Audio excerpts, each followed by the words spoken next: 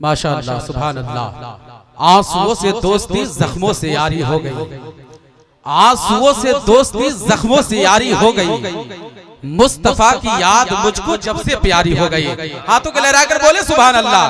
माशाअल्लाह ठंडी का मौसम है लेकिन इतना ठंडी भी नहीं है जिस तरीके से आप ठंडाए हुए हैं। एक मर्तबा और बोल दे या रसूल अल्लाह।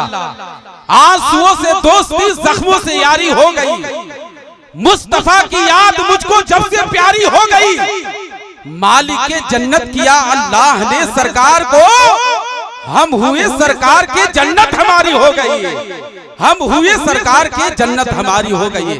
बिला ताखिर नाते नबी गुनगुनाने के लिए एक ऐसे शायर खुशबुलू को पेश करने जा रहा हूँ जिनकी आवाज में कशिश है और मिठास भी है, सूज है, साज है।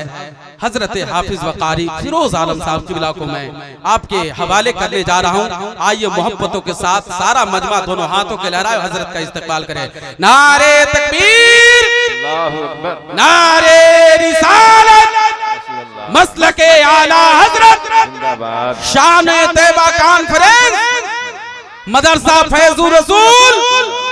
नारे तकबीर, नारे रिसालत। बस इन चार मिसरों के जरिए मद्दाह खैरुल अनाम हजरत हाफिज वकारी फिरोज आलम साहब की बिला को मैं गुजारिश करूंगा कि वो माइक पर तशरीफ लाएंगे। बस चार मिसरे झुका के सर को अकीदत से काम लेते हैं।